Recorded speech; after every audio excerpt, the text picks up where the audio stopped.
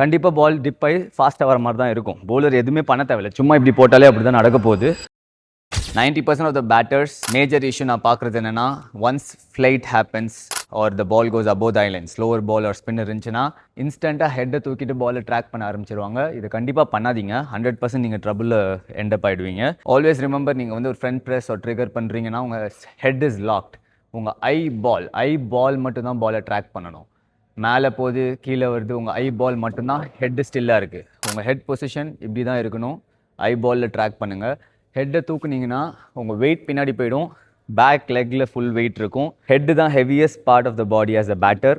அதை நீங்கள் ஒரு 1 inch பின்னாடி விட்டாலே ஒரு 10 kgs பேக் லெக்கில் போடுற மாதிரி ஆகிடும், உங்களை பிடிச்சி இழுக்கிற மாதிரி ஆகிடும்.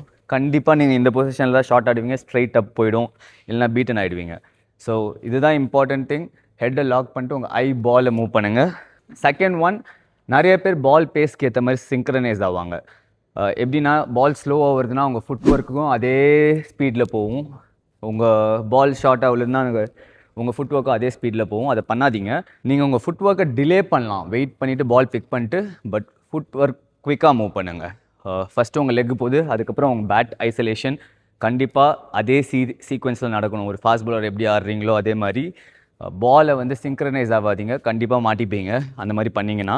Third thing which is the key thing, உங்களுக்கு வந்து ஃபிசிக்ஸ் அண்டர்ஸ்டாண்ட் பண்ணிக்கோங்க ஃபஸ்ட்டு. எப்படின்னா, ஒரு ஃப்ளைட் நடக்குதுன்னா அது கிராவிட்டிக்கு அகேன்ஸ்டாக மேலே போகுது. ஸோ பால் கொஞ்சம் காற்றுல ஸ்லோவாக மாட்டிகிட்டு இருக்க மாதிரி தான் இருக்கும்.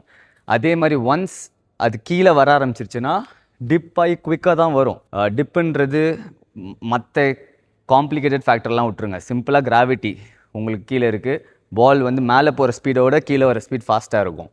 ஸோ நீங்கள் மேலே போகிற ஸ்பீடுக்கு செட் பண்ணி ரெடி ஆகிறீங்க அப்படின்னா கண்டிப்பாக பால் டிப் ஆகி ஃபாஸ்ட்டாக வர மாதிரி தான் இருக்கும். பவுலர் எதுவுமே பண்ண தேவையில்லை, சும்மா இப்படி போட்டாலே அப்படி தான் நடக்க போகுது.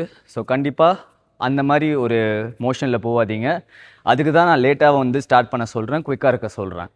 அண்டர்ஸ்டாண்ட் பண்ணுங்கள் எந்த பேஸில் வருதுன்ட்டு. கீழே குயிக்காக வர்றதுக்கு ரெடி ஆகிக்கோங்க. அதே மாதிரி விக்கெட்டில் பிச் ஆச்சுன்னா ஸ்கிட் ஆகும், ஏரில் போகிற ஸ்பீடில் வராது. ஸோ நிறைய பேட்டர்ஸ் பார்த்தீங்கன்னா கட் ஷாட் ஒரு பேக் ஃபுட்டில் மாட்டிப்பாங்க, ஸ்கிட் ஆகிடும், ஸ்லோவாக வந்து பிச் ஆகி ஸ்கிட் ஆகி வர மாதிரி இருக்கும். இதுக்கு எல்லாம் மெயின் ரீசன் எதுன்னு பார்த்தீங்கன்னா, நான் சொன்ன மாதிரி அப்வர்ட் மோஷனுக்கு நீங்கள் சிங்க் ஆகுறீங்க, ஸ்லோவாக மூவ் ஆகுறீங்க, அப்புறம் நீங்களே மாட்டிக்கிறீங்க. ராக்கெட் சயின்ஸ்லாம் கிடையாது, இது சிம்பிள் ஃபிசிக்ஸ். இதை நீங்கள் மிஸ் பண்ணுறீங்க.